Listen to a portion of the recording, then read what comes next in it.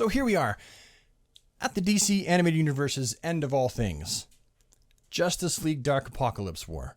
How would you go about ending a multi-year, multi-team, multi-movie spanning shared universe? How would you go about bringing that to a close so that you could move on to something new? A universe that started with the Flashpoint Paradox in 2013 and encompassed stories from obviously the New 52, but also from the pre-New 52 era, stories like Hush, The Death of Superman, Superman Returns, and also even hints of the Rebirth era in their designs and some of the hints of storytelling. How would you go about ending that? Well, DC's answer was their animated feature, Justice League Dark Apocalypse War. And boy, is it ever a big answer. Now, I will say this going forward, and I'm going to try and be as spoiler-free as I possibly can, and I always say that, but for real, I mean it this time in the really real world, I'm going to try and be as spoiler-free as possible. I will say this. You may want to watch this first and age-gate it. What I mean is this. I know a lot of us tend to watch some of these animated features with our kids because they are pretty much kid-friendly. There are some slightly adult themes, but my age, we all grew up watching movies that ended up becoming Saturday morning cartoons that were definitely very adult in theme. And look at us, we're fine. I mean, I think so, for the most part. Although they say if you're crazy, you don't know it. I think we're okay.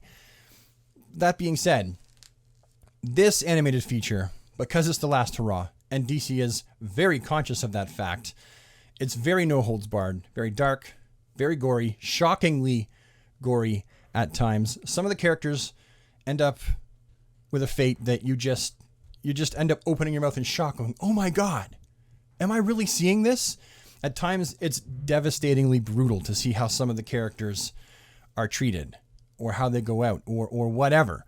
So you might want to age-gate that because it is intended for an adult audience. That being said, I feel like the story that they told and the characters, the main characters, which the main focus was on, even though everyone got screen time, the main characters that they focused on who got the most screen time was a good and even representation of the animated film universe that they had created.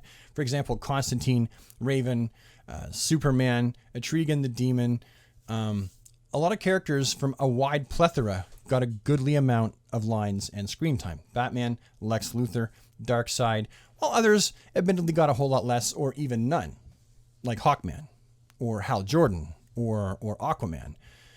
That being said, it has to be that way because they have so many characters in movies that they have to kind of wrap up, pull together, and wrap up and finish.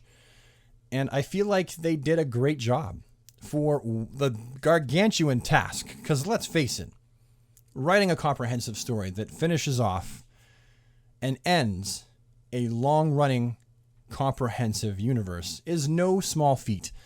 And DC did a fantastic job with it. Again, they were conscious that it was the last hurrah, so they pulled out all the stops. There's even F-bombs in this, which I was surprised. The term fuck knuckle is used. Yeah, and it took me out of left field that they even used that term, but it made sense for the character that used it, I suppose. And again, it's not aimed at kids. I'm really trying not to spoil this, so I will just simply sum it up by saying, don't expect this movie to be anything like the source material it's roughly named after, because it won't be. Don't expect this movie to play out how you would expect it to, or how you would hope it to, because it won't. And go into this with an open mind of the animated universe was always its own thing. So therefore, the finality and the ending of this shared animated universe needs to be its own thing as well. And on a final note, I do think that this movie does a fantastic job of literally leading us out to nothingness, to a white screen, cleaning the slate, literally wiping the slate clean for the next animated feature, Superman, Man of Tomorrow. It does a fantastic job of that. And it feels like we have good closure with this one, at least in my opinion. But don't take my word for it. Just watch the movie yourself and come to your own conclusions. I loved it. I'm probably going to watch it a few more times just to absorb more of it. And as you noticed, I didn't take any notes because I liked it so much the first time. I couldn't take notes. I was thinking I should probably stop and take notes and take screenshots, but I didn't because I liked it so much.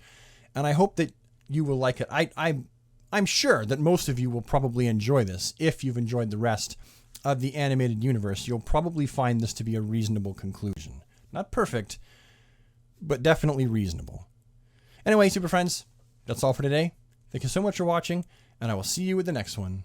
Have a DC day, everybody, and take care.